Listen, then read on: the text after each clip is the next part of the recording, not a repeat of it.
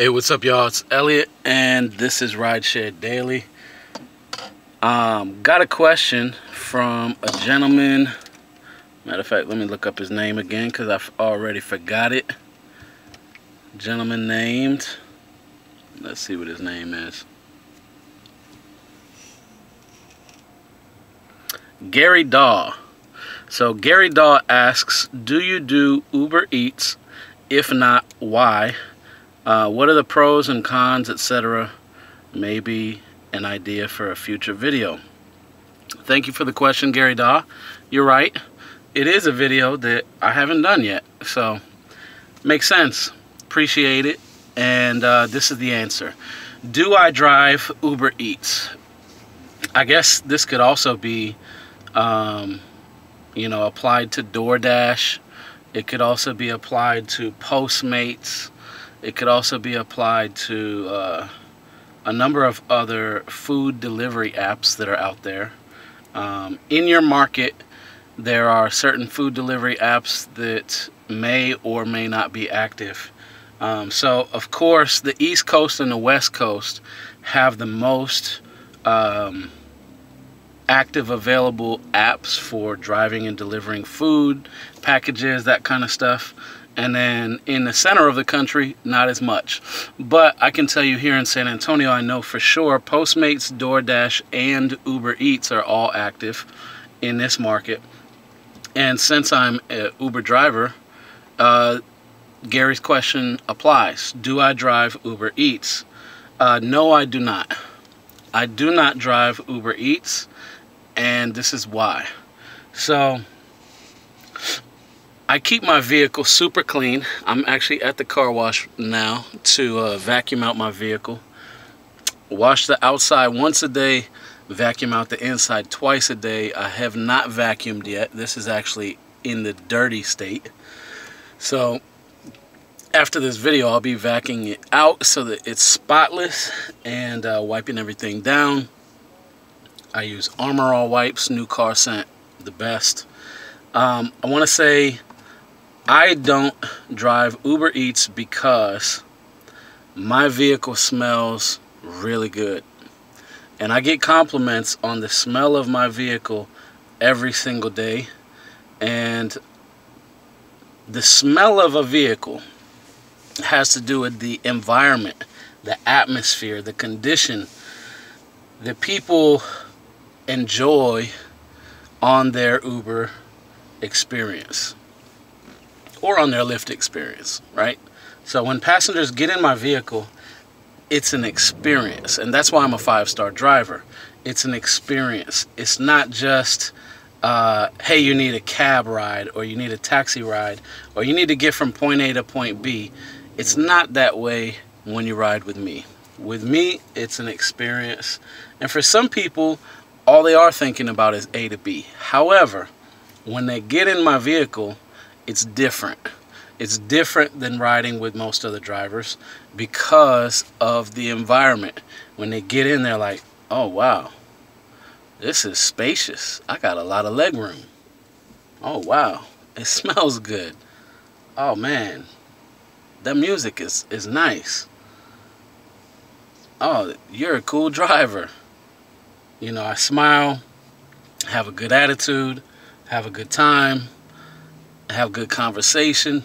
A lot of times, and it's kind of weird to me still when people are like, oh, that was a great conversation. Like, they'll actually say that before they get out of the vehicle. Oh, that was a great conversation. And then they'll write comments in the app that it was a great conversation. That's cool. And I'm cool with that. And certainly I appreciate that kind of compliment in the app. But when it comes to the environment of my vehicle and the experience that people have, I have learned in the past, before I was ever driving for Uber or Lyft, that when you do food delivery, your vehicle is going to absorb those smells. Your seats, your fabrics, your leather, your plastics, your rubbers, your rooftop, whatever this stuff is here, the fabric and the padding, layered into it. Your vehicle absorbs those smells and retains those smells. Just like somebody who smokes cigarettes, their vehicle smells like cigarettes. It doesn't matter how much stuff they spray to try to cover the smell. Their vehicle smells like cigarettes. Their hair, their skin, their nails, their clothes smell like cigarettes if they smoke cigarettes. Well, it's the same thing with food. And I don't want my vehicle smelling like pizza or Chinese or Greek or anything else. I don't want it smelling like Taco Bell up in here. I don't want it smelling like Burger King. I don't want it smelling like any food, period. Couple reasons why. Number one is because I drive passengers. And if I was driving UberEATS, I would still be driving mostly passengers. And so I'm being rated by passengers for their experience. That's the first thing. Because even if you drive UberEATS, I'm guessing, based on what I think is common sense, knowing the rideshare business and what being an appreneur is all about, I'm guessing that the most UberEATS requests are coming in during the day, during breakfast, lunch, and dinner times. So even if you drive UberEATS, I'm thinking that there's probably not too many people making a full-time living doing it without driving for Uber or Lyft or, you know, some other rideshare company. So making just their living driving UberEATS, I don't think so. Now, I could be wrong. I don't know. But I'm not really interested in testing it. First reason is I don't want my vehicle smelling like food. My passengers don't want my vehicle smelling like food. It's going to affect my rating. And then on top of that, the second reason is I have looked at UberEATS drivers' videos, just like I did before I became an Uber driver. I looked at UberEATS drivers' videos, and I have not found any out there that made it sound numbers-wise appealing to me. I haven't found any UberEATS drivers or DoorDash drivers or anybody out there that's driving and delivering food besides Jermaine in San Francisco that make it sound appealing. And San Francisco, that's a different boat. That's a different market. That's a totally different kind of situation. All the apps come out in San Francisco and New York usually first, and those markets are totally different. I used to live in New York City for many, many years. I can tell you, New York City is a different market than every other market. San Francisco is a different market than every other market. So what applies there does not necessarily apply here. The other thing with that is I am a numbers guy. I track all my numbers. I do analytics. I record all my numbers. And based on the numbers that the UberEATS drivers that posted videos on the web have posted, those are not numbers that are interesting to me. The other thing is, if you're an UberEATS driver, this is reason number 3, you have to get in and out of your vehicle a lot. So you have to get out of your vehicle after you find parking, go into a food establishment or restaurant, wait on the order to be finished, receive the order. There could be all kinds of problems in that. And I'm not saying you shouldn't do it. I'm just saying, for me, I know going into a restaurant, there could be all kinds of problems with that. Orders wrong, orders late, orders not on time. You know, they didn't have the shrimp for the shrimp fried rice, so we're waiting on shrimp and this and, you know, whatever it is. I'm not interested in that headache. Then you get the order, right? You don't get paid for picking up the order. You bring the order into your vehicle, get back in your vehicle, restart your vehicle, start your trip, go into where you're going. You may be delivering one order, you may be delivering multiple orders, but whenever you get to where you're going, then you got to find parking. Then you got to get out of your vehicle, go find the person. You may or may not have the right apartment number, etc., the right floor, etc., the right suite, etc., or even the right business. Because if Uber is as accurate and inaccurate as it is, I can only imagine the headaches of UberEATS. And so when it comes to getting in, getting out, grabbing the order, getting back in the vehicle, going to the destination, finding parking, getting out of the vehicle, going to the person, dropping off the food, and then getting paid the little bit of money that they get, that just doesn't sound appealing to me. It sounds like a lot more work, a lot more headache, a lot more energy invested, and not a lot more money. And I would say not more money at all. So that's why I don't drive Uber Eats. So this is what I'm not saying. I'm not saying you shouldn't drive Uber Eats, and I'm not saying Uber Eats can't make you a full-time living.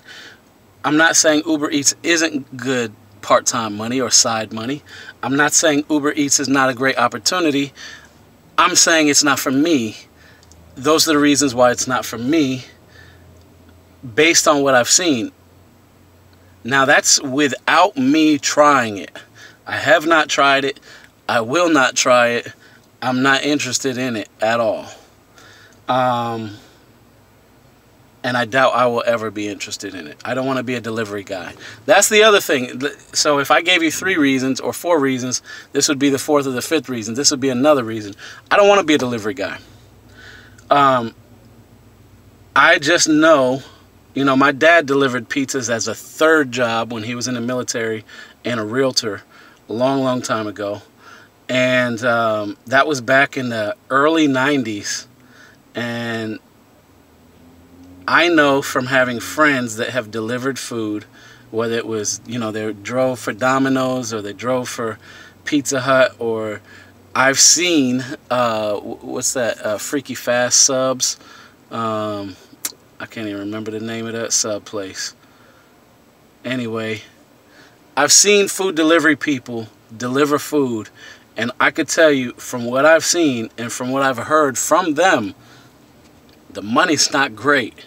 So the other thing is too, the respect level, the way people treat you. Already, if you're an Uber driver, people don't view you the same as if you're a professional, this, that, or the other.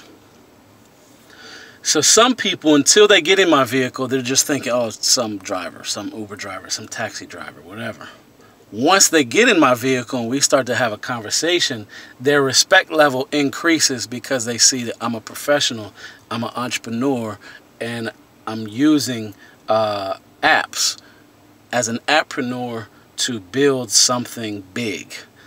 So their respect level goes way up.